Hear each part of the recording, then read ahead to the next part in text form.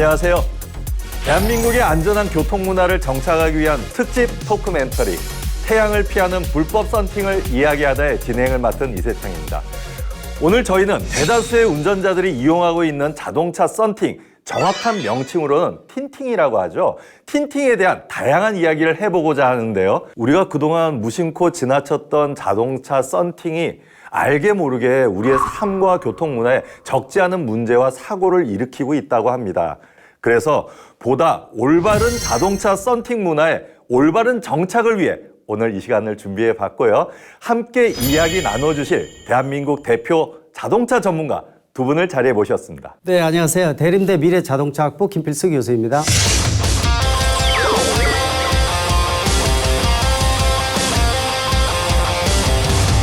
안녕하세요. 자동차 명장 박병일입니다.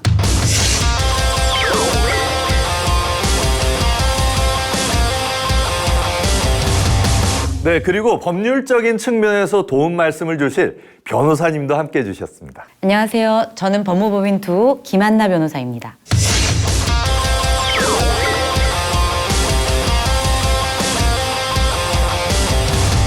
네, 아까도 말씀드렸지만 썬팅의 올바른 명칭은 틴팅이라고 합니다. 그래서 오늘은 저희가 틴팅으로 명칭을 통일해 볼 건데요. 교수님, 요즘 자동차 팅팅 정말 많이들 하시죠? 보편적이라고 보시면 좋을 것 같습니다. 지금 뭐 10대면 10대가 다 틴팅이 돼 있다 이렇게 보시면 되고 차 구입하면 신차 딜러가 틴팅부터 먼저 해주거든요.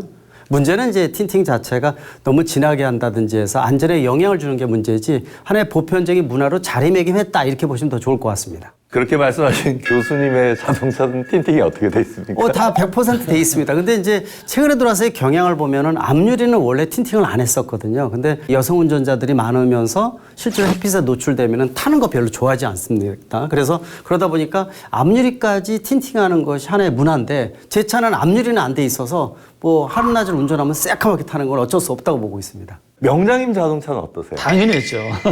왜냐면 이제 사실은 에어컨의 냉방 효과도 좋지만 개인 사생활 보호도 있잖아요. 근데 일단 눈의 피로가 적으니까 그래서 좀 많이 하죠. 변호사님은 어떠세요? 네, 저도 했습니다. 저는 사실 여성이다 보니까 앞이나 옆에서 또 남성 운전자분들이나 다른 분들이 이제 쳐다보는 것들, 이런 것들을 좋아하지 않게 되고요. 그래서 이제 처음 차를 살 때 요청을 드렸고, 그래서 틴팅을 했습니다. 그런데 이렇게 자동차 시장이 커짐에 따라 성장세를 보이고 있는 이 틴팅, 햇빛도 차단하고 운전자의 시력이나 혹은 프라이버시도 보호할 수 있는 긍정적인 효과도 많지만 반대로 사회적으로 역효과를 내고 있는 점도 많다고 합니다. 박 명장님, 네. 이 틴팅의 어떤 점이 문제가 되고 있는 걸까요? 사실은 어떻게 보면 개인 보호를 위해서 또 다른 사람들이 노출하지 않게 해서 진하게 하는 분이 있어요. 그러다가 후진하다가 사고 나기도 하고 옆에 차가 오는 것을 백미러를 보고 이제 방향등을 튼다든가 이제 핸들을 조작을 해야 되잖아요. 못 보는 거죠. 그러니까 어차피 자동차에 사각지대라는 거 있는데 그것도 틴팅이라는 것이 막아주기 때문에 또 날씨에 이제 영향 오는 거예요. 특히 밤에. 그래도 조명이 괜찮은 데는 괜찮은데 조명이 좀 어두운 데 있잖아요. 바로 사고로 이어지는 거예요. 제가 그랬잖아요. 제가 이렇게 후진을 딱 했는데 잘 안 보였어요. 그날 약간의 날씨도 흐렸지만 비가 슬슬 오니까 더 안 보인 거예요. 그냥 옆에 있는 애도 사람이 손을 들었다는데 저 못 보고 쿵 받아가지고 제가 그냥 자동차 수리를 해준 그런 경험이 있다니까요. 그 명장님이시니까 차는 완벽하게 고쳐주셨을 텐데 네. 그 명장님 그 틴팅이 굉장히 진하셨나 봐요. 아니 저는 사실 그렇게 진하다고는 안 했는데 사실은 이 날씨의 변동에 따라서 그 햇빛의 이제 그 노출 각도가 달라지니까 그리고 또 사각지대가 있잖아요. 네네. 또 이제 차마다 사각지대가 있는 데다가 그게 또 가려주고 날씨까지 하니까 삼박자가 딱 맞은 거야. 그래서 이게 색깔과 날씨와 이런 거, 조명과 이 세 가지가 잘못 만나면 아무리 운전 실력이 있어도요, 빵 하게 되더라고요. 교수님은 어떻게 생각하세요? 뭐 긍정적으로 보고 있습니다. 이전에 제가 이제 정책 연구나 이런 것들을 워낙 많이 하다 보니까 국회에서 이 정책 토론회를 예전에 진행을 하고 또 담당 부서인 경찰청에서도 상당히 고민이 많았던 부분이거든요. 근데 이게 에너지 절약에 대한 부분들이 굉장히 강조되고 또 프라이버시에 대한 부분들이 강조되면서 이 틴팅이 본격적으로 보급이 됐다 이렇게 보고 있습니다. 문제는 틴팅이 너무 어둡게 한다든지 해서 안전에 영향을 주는 것이 문제거든요. 지금 박 명장님 말씀하신 대로 가장 큰 문제가 심해 어두워졌을 때 하고요. 또 지하 주차장에 들어갔을 때 갑자기 어두워지는 거, 터널에 통과할 때 그래서 주차장 내려갈 때는 이 창문을 내리는 게 습관적으로 내리는 게 안전에 굉장히 큰 도움을 됩니다. 소리도 들을 수가 있고 또 시야 확보도 확실히 된다는 거기 때문에요. 근데 이제 아까 말씀드린 대로 긍정적인 부분들이 대한민국이 뭐 여름철 아프리카보다 더 습도 많고 덥다 그러지 않습니까? 따라서 에너지 절약에 대한 부분들은 무엇보다 강조되다 보니까 안전보다 프라이버시라든지 에너지 효율에 대한 부분들이 강조되면서 안전이 좀 도외시되지 않았냐라는 측면에서 좀 고민을 많이 해야 되는 시점이 아닌가 이렇게 보고 있는데 일단 뭐 보면은 너무 어둡거나 진하거나 반사판을 쓴다든지 이런 것들이 좀 문제점이어서 지금 시점에서는 상당히 좀 정부 차원에서도 그렇고 자정기능도 그렇고 고민해야 되는 시점이 아닌가 이렇게 보고 있습니다. 그렇다면 결국 틴팅 자체의 문제라기보다는 우리가 불법적인 틴팅을 하는 것이 문제라는 건데요. 김 변호사님, 이 우리나라 현재 틴팅의 합법적인 규제는 어떻게 정해져 있나요? 우리나라 합법적 틴팅에 대한 규제는요, 도로교통법과 자동차관리법에 의해서 규율되고 있습니다. 먼저 기본이 되는 도로교통법 제49조 및 동법 시행령 28조는요, 자동차 유리의 가시광소 투과율이 앞면은 70%, 운전석 좌우 옆면은 40% 미만으로 교통안전에 지장이 줄 수 있는 차를 운전해서는 아니 됩니다. 이를 위반 시에 현장에서는 공무원이 위반된 것을 제거하거나 또는 시정 조치를 내릴 수 있고요. 만약에 그래도 위반을 한 경우에 과태료 20만 원에 처하게 됩니다. 그리고 자동차관리법에서는요. 혹시 2018년에 있었던 자동차 가침 사건 기억하시는지 모르겠어요. 동두천에 4살 어린이가 그 자동차 안에서 숨진 채로 발견된 사건이 있었거든요. 그 사건 저 기억하고 있습니다. 그 사건 이후에는 어린이 운송 차량은 앞면뿐만 아니라 측면까지도 70% 이하의 가시광소 투과율을 용납하지 않고 있습니다. 아니 그러면 정면은 70%, 그 다음에 옆이 40%, 그 다음에 아이들이 타는 통학버스나 이런 차량들은 70% 앞, 옆 전부 토탈 70% 이하로. 네, 맞습니다.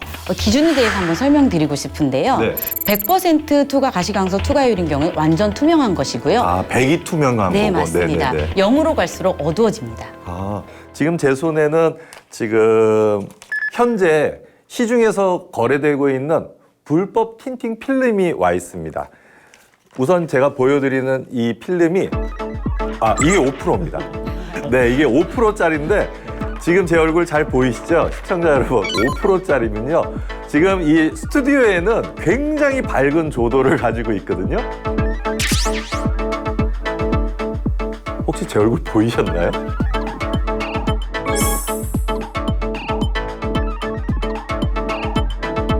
그리고 이 두 가지가 있는데 살짝 밝은, 지금 제가 이렇게 비춰 이렇게 보니까 이쪽이 살짝 더 밝아서 얘가 60%짜리, 얘가 50%짜리입니다. 50%짜리의 의미는 빛이 50%만 투과가 되는 거고 요거는 60%가 투과가 된다는 건데 아까 말씀 들으셨죠?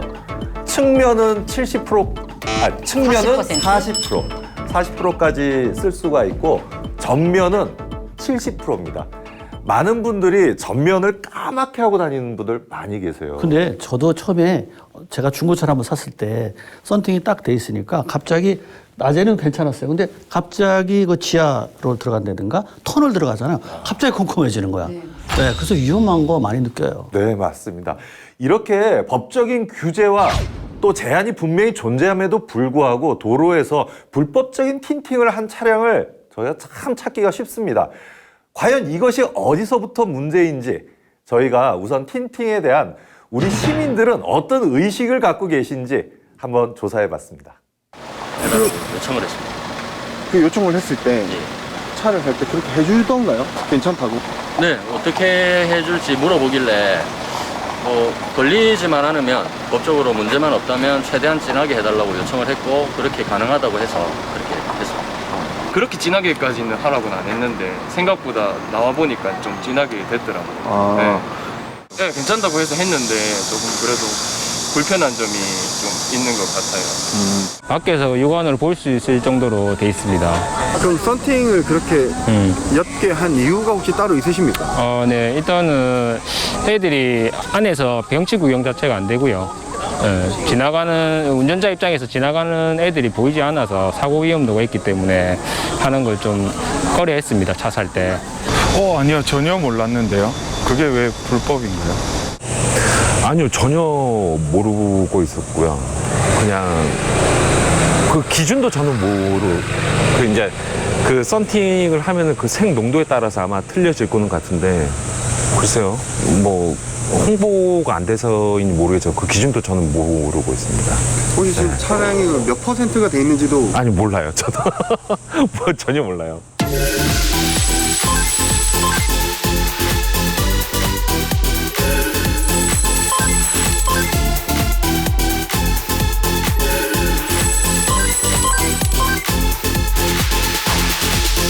네.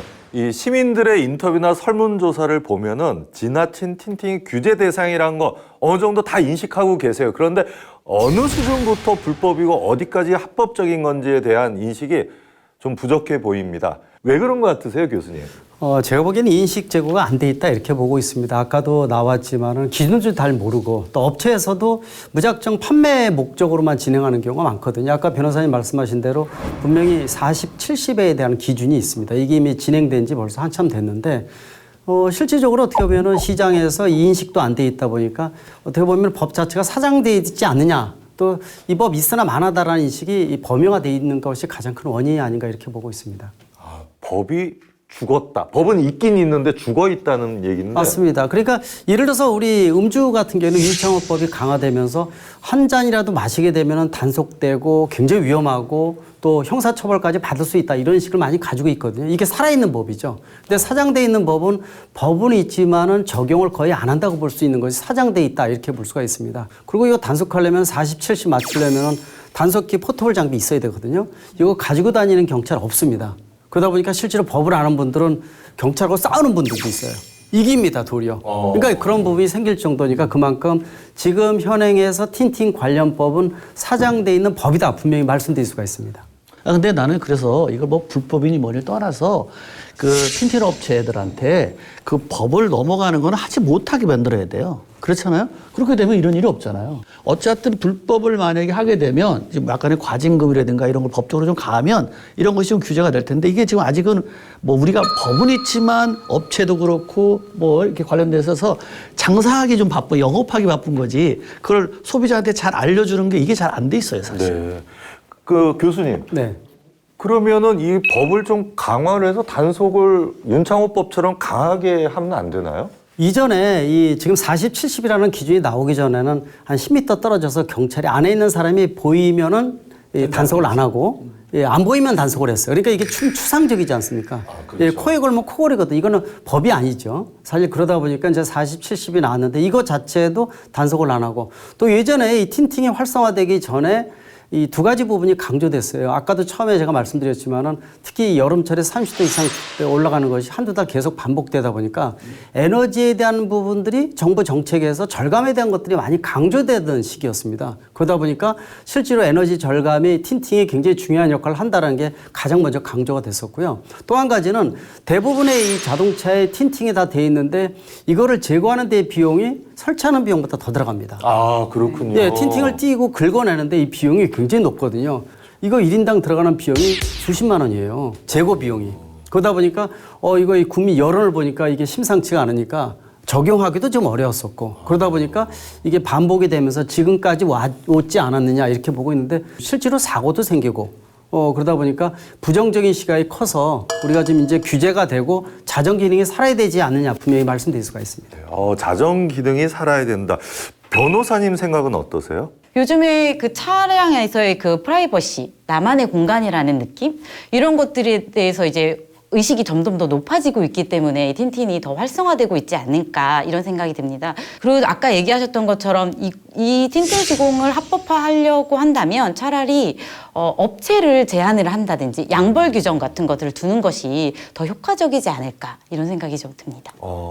지금 세 분의 말씀을 들어보면은 지금 이 틴팅에 대한 문제를 보시면 틴팅을 진하게 하고 싶어하는 소비자가 있고요.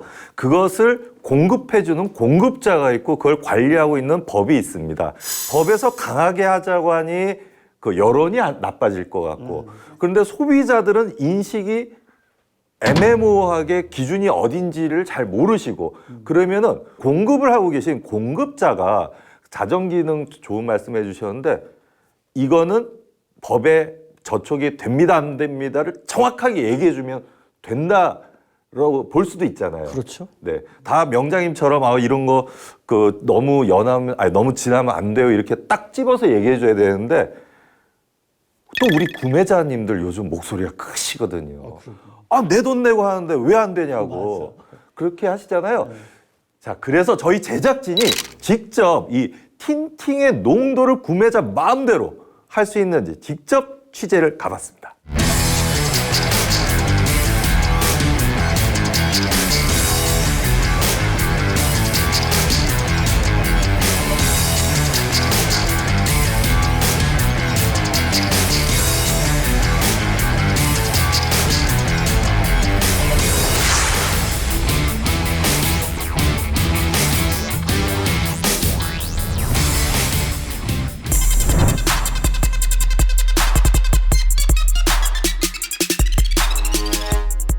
혹시 뭐 이렇게 할 때 뭐 썬텐 같은 거는 다 해줍니까? 썬텐 같은 거는 다 그것도 이제 차가 나와봐야 저희들이 이제 수당대로 뭐 계산해보고 해서 뭐 비용대가 맞다라고 하면 시험자가 되는지 어쨌든 뭐 썬팅은 뭐 어둡고 뭐 이런 거는 제일 맞는 거예요? 네, 그거는 선택하시기에 따라서 그거는 이제 선택하시기에 따라서 제 마음대로 네, 하는 그렇죠. 쉽게 하셔도 되고 좀 어둡게 하셔도 되고 썬팅도 그러면 뭐 진하게 이런 거 제 마음대로 그렇죠.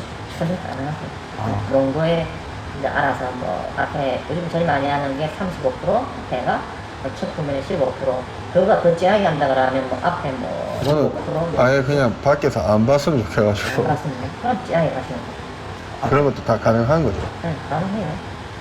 썬팅 뭐 농도 이런 거는 제가 마음대로 근데 고객님께서 이제 골라주시는 거고 저는 아예 까맣게 하려고 안에서 밖에 잘 안 보이고요. 그러니까 요즘에는 저희 원래 예전에는 이제 썬팅 예전에도 있었는데 예전에 막 반사 필름이 있었잖아요. 반사 썬팅. 근데 요즘에는 이제 반반사가 있어요. 이제 너무 진하게 할 때만 약간 이제 어두울 때 그 사이드 미러가 좀 약간 보기 힘들 이제 그런 정도. 신경 안 쓰이던데? 이제 그거는 이제 고객님 기호에 맞게 하시면은.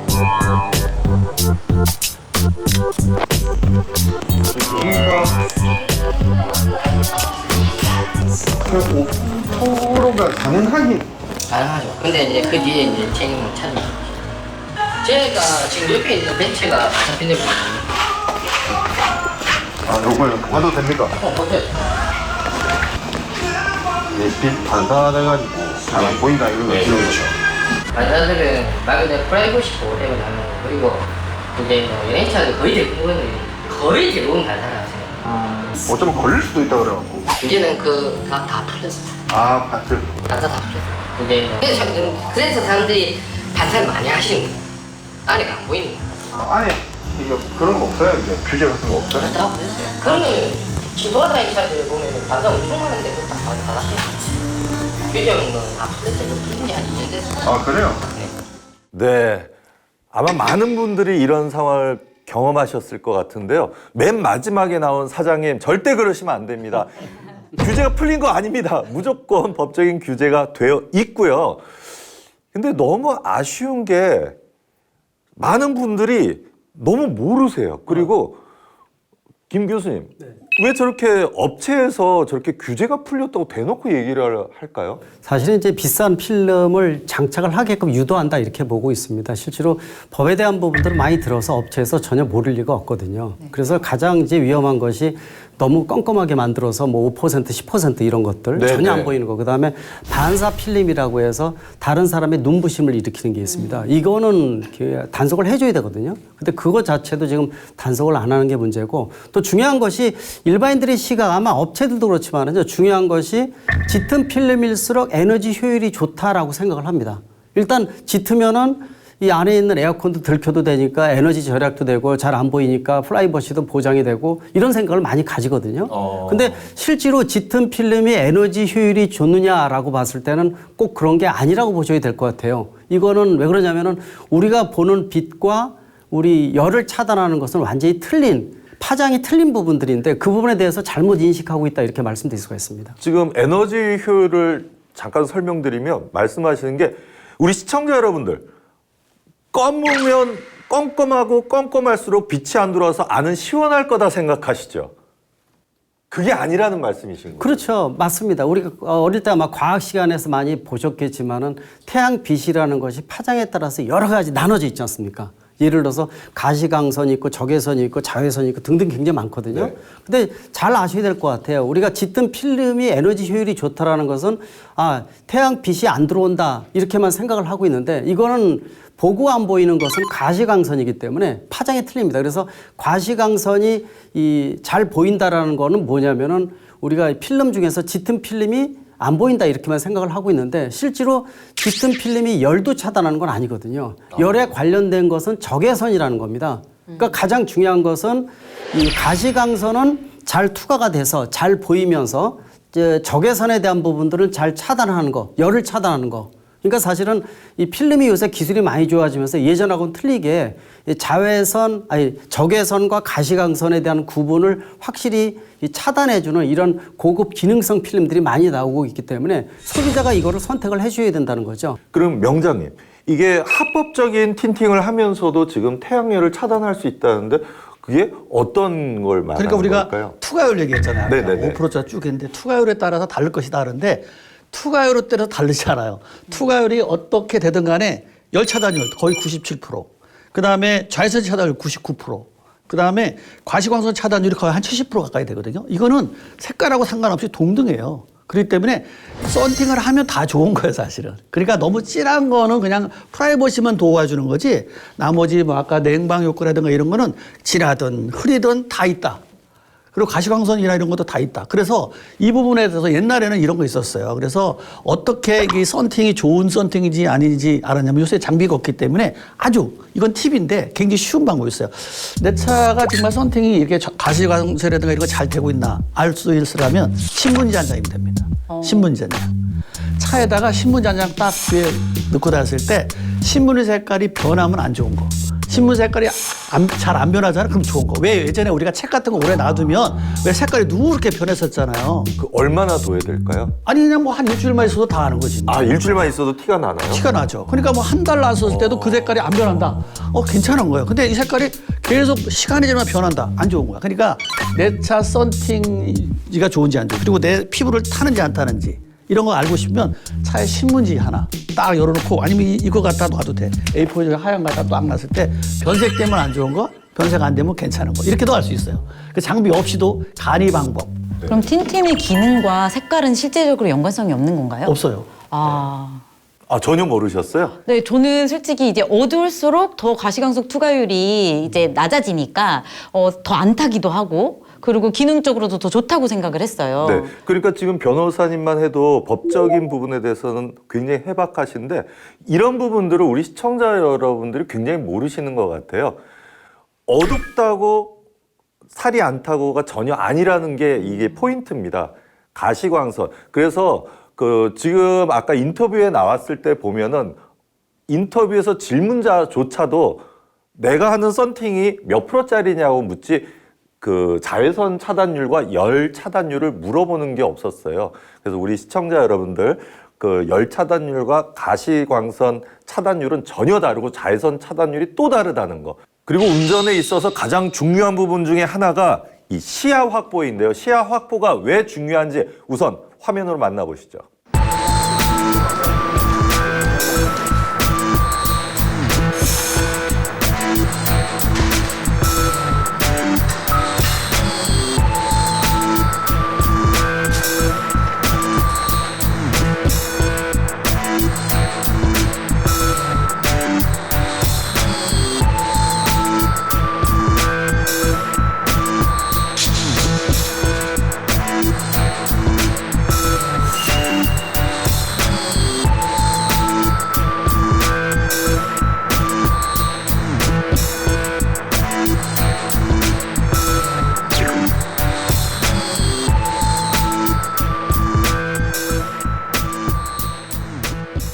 썬팅을 하는 목적은 여러 가지가 있는데 첫 번째는 이제 열 차단 효과, 그리고 두 번째는 프라이버시적인 그런 효과, 그리고 자외선 차단 기능, 또 겨울에는 이런 난방의 효과까지 있습니다.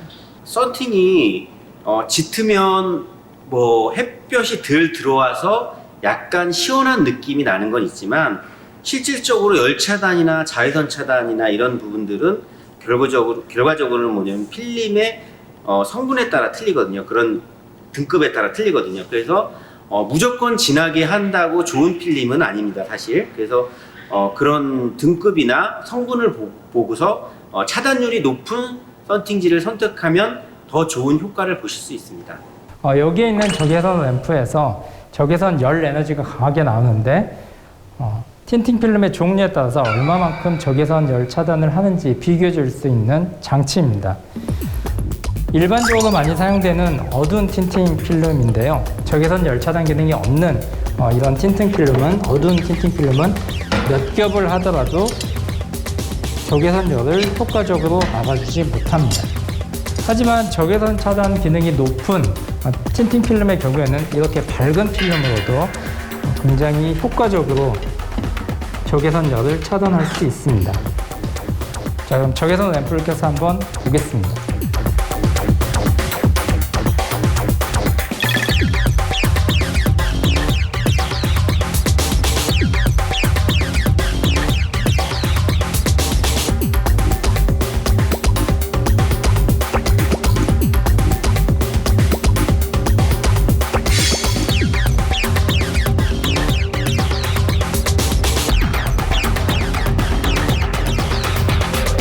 이것은 열 변색지라고 하는데요. 열을 받아서 뜨거워지면 색깔이 변하는 열 변색지입니다. 그러면 이 적외선 열이 투과되는 정도가 어느 정도인지 열 변색지를 통해서 한번 보겠습니다. 보시는 것처럼 짙은 틴팅으로 3겹이나 된 이쪽은 적외선 열이 그대로 투과되기 때문에 색깔이 변하는 것을 볼 수 있고요. 밝은 필름이지만 적외선 열 차단 기능이 높은 필름의 경우에는 투과되는 적외선 열을 다 막아주기 때문에 색깔이 크게 변하지 않는 것을 볼 수 있습니다. 네, 저희 법률 방송을 비롯한 많은 미디어 매체를 통해서 심상치 않게 틴팅으로 인한 사고 정말 어렵지 않게 만날 수 있었는데요. 변호사님, 이 틴팅으로 인한 사고가 보통 어떤 것들이 있었나요? 제 생각엔 크게 2가지로 나눌 수 있을 것 같아요. 먼저 아까부터 얘기하셨던 운전자의 시야 확보가 어려워서 생기는 교통사고 문제가 있고요. 그리고 두 번째로는 아동이 갇혀져 있는데 발견하지 못해서 정말 사망에 이르는 이런 사고, 즉 갇힘사고라고 하죠. 이렇게 2가지로 나눌 수 있을 것 같습니다. 이 두 종류의 사고 모두 소중한 생명과 직결되기 때문에 우리가 간과할 수 없는 사회적 문제라는 생각이 드는데요. 그렇다면 만일 동일한 사고가 났을 때 차량이 불법적인 틴팅이 되어 있을 때와 합법적인 틴팅이 되어 있을 때와는 과연 어떤 법적 책임이 달라질 수가 있을까요? 아시다시피 틴팅을 짙게 하는 경우에는 우리가 시야 확보가 안 되고 반응 속도가 굉장히 느려지겠죠. 원래 교통사고가 일어난다면은 우리는 이제 기대 가능성, 회피 가능성을 통해서 이제 과실 비율을 측정을 할 수 있습니다. 그런데 틴팅으로 인하여 우리가 반응 속도가 느려진다면 일반적으로 시속 70km로 간다고 하면요. 0.1초의 반응 속도가 느려질 경우 2에서 3m를 더 가게 되는 거거든요. 그렇게 생각했으면 저희는 이제 이걸 지금 현재 현행법으로 형사적 처벌을 할 수는 없겠지만 민사적으로 과실 비율에 있어서 불법 틴팅을 한 경우에는 과실이 더 많다라고 말할 수 있을 것 같습니다. 이거는 제가 여담으로 혹시 만약에 사고가 났는데 정말 틴팅에 의해서 시야 확보가 안 돼서 사고가 났는데 업체에서 이걸 권했다. 그게 만약에 증빙이 되면 그 책임 소재는 어떻게 될까요? 근데 그것만으로, 그러니까 업체에서 권한 것으로는 이제 본인이 의사 결정을 하는 거잖아요. 네. 그러니까 그 책임은 본인이 져야 할 것 같습니다. 그렇지만 아까 우리가 보았던 비디오에서 본 것처럼 업체가 이건 불법이 아닙니다. 이건 정상인데 안전합니다. 라고 해서 권하여서 내가 알지 못한 채로 어둡게 틴팅이 되는 경우에는 나중에 구상권, 왜냐면 그것 또한 불법행위잖아요. 그걸로 인해서 구상권 청구도 가능하지 않을까 생각됩니다. 지금 요 내용은 우리 업체분들께서도 꼭 기억하셔야 되겠어요. 그래서 합법적인 틴팅의 그 투과율을 권장해 주셨으면 좋겠는데, 이런 예방을 위해서 운전자와 시공자들의 인식 개선도 필요하지만 사실 단속을 하는 것도 예방의 일환이 아닐까요? 지금 현실에서의 단속의 현실은 어떻습니까? 아까 김필수 교수님께서도 말씀하셨는데요. 사실 틴팅 규제에 대한 단속은 거의 사장되어 있습니다. 뭐 한번 받아보신 적 있으신가요? 없어요. 전 한 번도 없었고요. 제가 오늘 오면서도 옆을 보는데 운전자의 얼굴이 보여지는 차량을 거의 발견하지 못했거든요. 그런데 너무나도 만연화되어 있는 그런 현실이라고 할 수 있습니다. 그래서 지금 한국정보학회에서 조사한 결과를 한번 보고 싶은데요. 현장에서 틴팅 단속이 미흡한 원인으로 규제 기준이 부적절하다는 의견 외에도요. 썬틴 측정기의 기술적 미비로 인한다는 답변이 23.7%나 됩니다. 그리고 11% 정도의 운전자들의 저항 때문이다.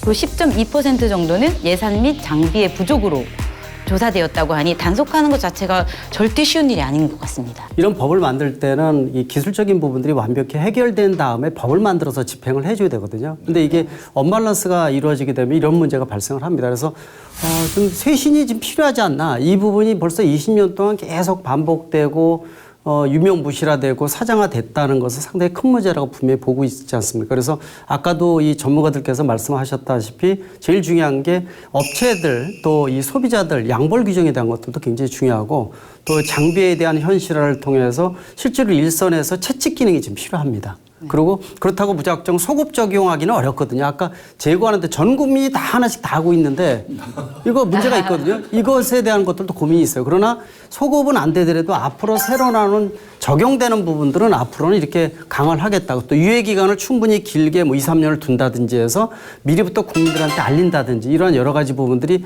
병행이 돼야지 실제로 틴팅에 대한 문제점을 개선할 수 있는 부분들 특히 안전에 장애를 준다는 이런 인식 제고가 상당히 좀 중요하니까 홍보나 캠페인 활동도 상당히 중요함을 강조할 수가 있습니다.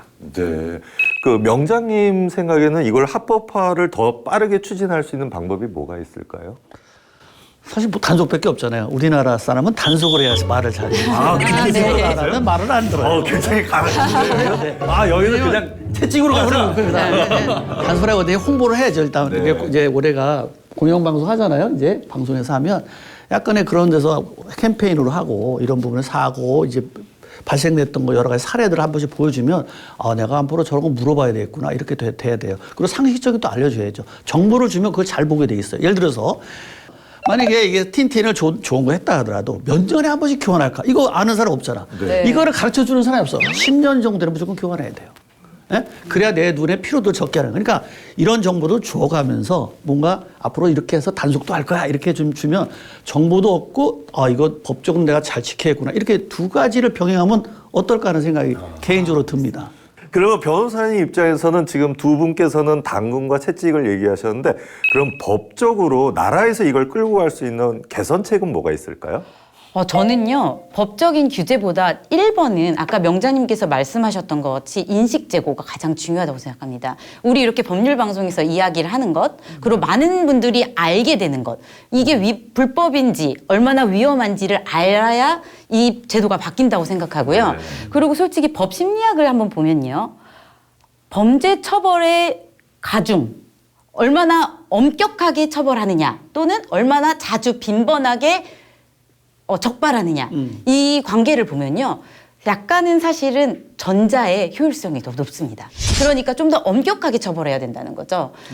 아까 얘기하셨던 것과 같이 우리가 틴팅을 불법적으로 할 경우에 회사를 아니면 그 시공업체를 처벌을 하고 그리고 우리도 단돈 그냥 20만 원의 과태료가 아니라 과태료를 500만 원 이렇게 높인다면 위법한 것을 제거하는 금액보다 더 높은 벌금이나 과태료가 부과된다면요 모두들 하겠죠.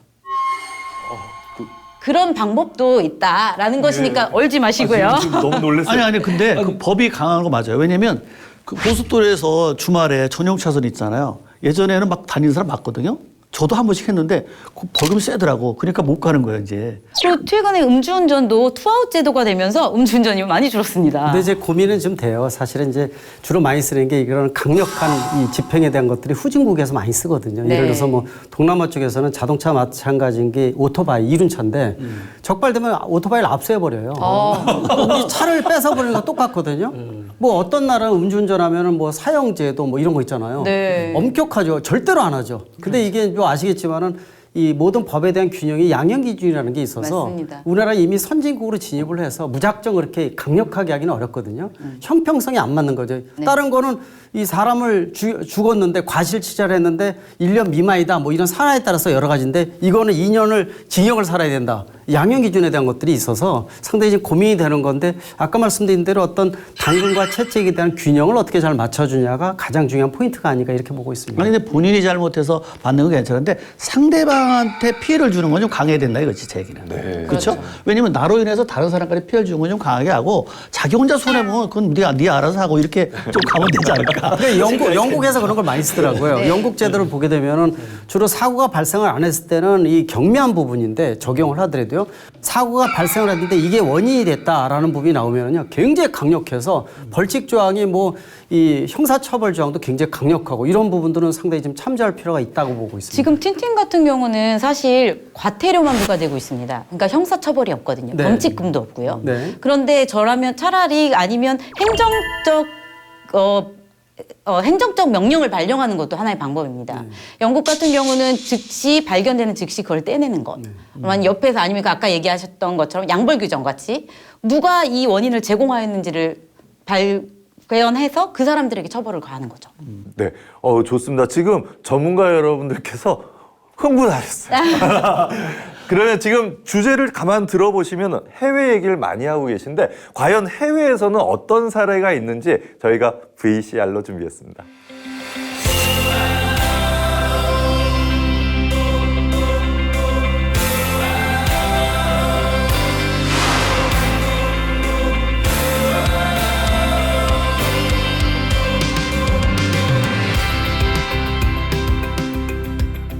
I'm a New York lawyer and have been living in Singapore for around 7 years.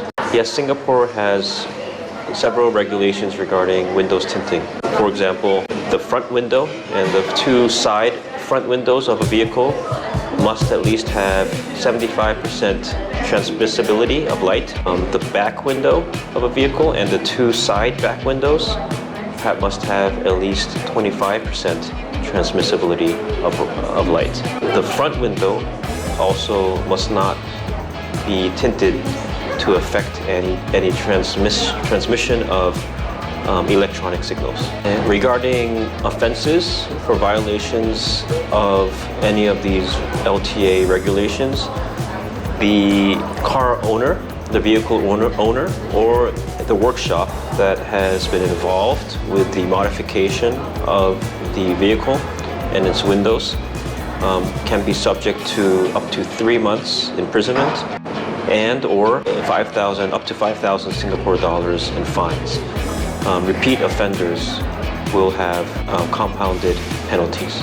In Singapore, laws are strictly enforced, including the LTA regulations on windows tinting. For example, in the last 2 years in Singapore, on a monthly basis, approximately 610 vehicle modification offenses have been found and alerted by the LTA to vehicle owners and workshops. And Singapore residents and Singapore citizens abide by the LTA regulations. There are some obviously offenders, but these are enforced by the LTA and generally, therefore, the Singapore vehicle owners are abiding of the LTA regulations on windows tinting. 안녕하세요. 저는 미국 오렌지 카운티 풀럴튼 시에서 살고 있는 마이클입니다.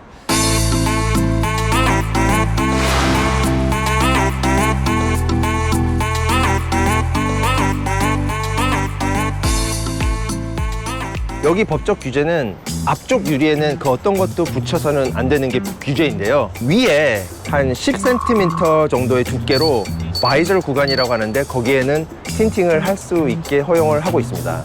그리고 앞문 유리에는 UV라이트 차단용으로 왜 투명하게 되어 있는 틴팅 있잖아요.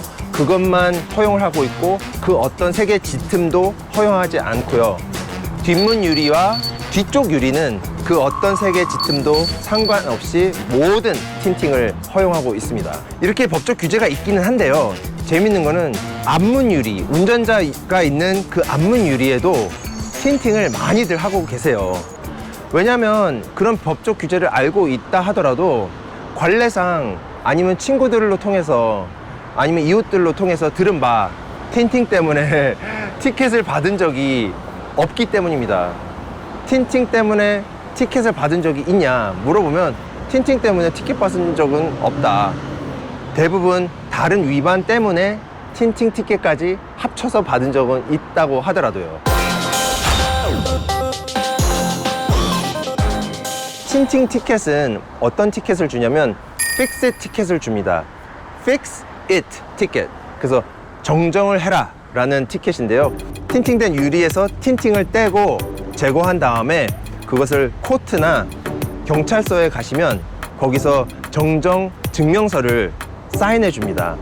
그 정정 증명서 사인 받은 것을 그 트래픽 코트에 제출을 하시면 작은 수수료를 내시고 이 정정 증명서를 내시면 이 픽스 티켓은 바로 해결이 됩니다. 하지만 시공자에게 무슨 처벌이 간다 그런 얘기는 저는 아주 생소하게 들어본 적이 없고요.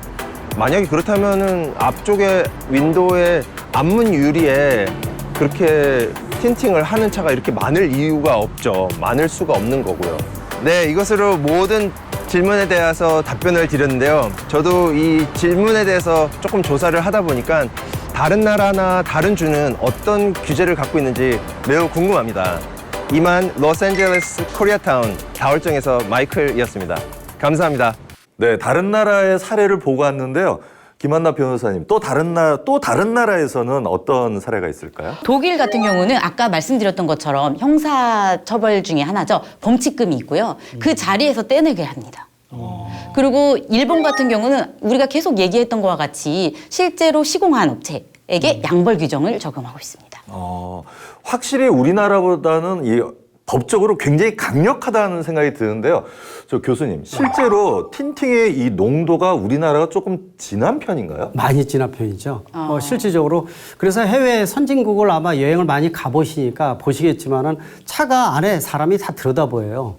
굉장히 다 들여다보여 누군지 다 확인할 수가 있거든요. 특히 이제 우리나라에서는 그런 사례가 많이 드물지만은 해외 중에서 또 어떤 뭐 납치라든지 네. 안에 들여다보게 만든다는 거죠. 그래서 실질적으로 외국에서 우리나라 방문했을 때 놀라는 것 중에 하나가 모든 차가 다 시커멓다는 겁니다. 다 유인들만 움직이는 차다 이런 얘기를 할 정도거든요. 그만큼 이제 이 틴팅은 안전에 직결된다는 인식을 머릿속에 가지고 있기 때문에 그래서 아까 사장됐느냐 살아있는 법이냐를 말씀드린 이유가 바로 거기에 있다고 볼 수가 있습니다. 네, 이렇게 오늘 우리나라의 틴팅의 현주소와 불법적인 썬팅이 가져오는 심각성과 해외 사례들까지 알아봤는데요. 다들 어떠셨어요? 아니 의외로 우리나라는 정말로 너무 까만 차들이 너무 많다는 사실을 알았고 다른 나라에 비해서 우리나라 법이 약하구나. 약해도 너무 약하다. 이런 걸 알았어요. 교수님은 어떠셨어요? 좀 변해야 됩니다. 지금 몇십 년 동안 이게 논란도 굉장히 많았었고 그러다 보니까 많은 년 돼 있고 법이 없다고 생각을 하는 부분들은 문제점입니다. 물론 이제 도로교통 안전에 대해서는 뭐 운전면허 제도라든지 또 최근에 들어와서 전동 킥보드나 이륜차 문제 등등 여러 가지가 누적돼 있거든요. 근데 가장 기본이 되는 것이 안전운전을 위한 틴팅에 대한 규격화 또 법적 적용의 어떤 자정 기능 이런 여러 가지 부분들이 필요하기 때문에 그래서 다시 말씀드리지만 당근과 채찍에 대한 부분들을 지금부터라도 명확하게 구현하는 것이 중요하지 않나 보고 있습니다. 명확하게 구현을 해야 된다. 변호사님은 어떻게 생각하세요? 저도 사실 아직 좀 어두운 틴팅을 하고 있는데요. 오늘 이 시간으로 저도 한번 합법적으로 바꿔야겠다 이렇게 생각하게 되었습니다. 사실 합법이라는 것 나부터 바꿔야 되는 문제인 것 같습니다. 네. 그리고 꼭 밝은 것만 중요한 게 아니라 자외선 차단율과 네, 기능적인 측면이 중요한 것 같습니다. 기능적인 부분도 꼭 체크해 주시고요. 네, 틴팅은 우리 안전과 직결되어 있습니다. 따라서 확실한 조치가 필요합니다. 단순히 프라이버시 목적으로 지나친 틴팅을 하는 것은 지양해야 합니다. 여러분들의 자동차 유리창은 어떻습니까? 불법 틴팅에 대한 우리의 인식도 함께 바뀌어서 좀 더 안전한 도로 문화가 정착되기를 바라봅니다. 지금까지 시청해주신 여러분, 감사합니다. 네, 수고하셨어요. 네, 수고하셨습니다.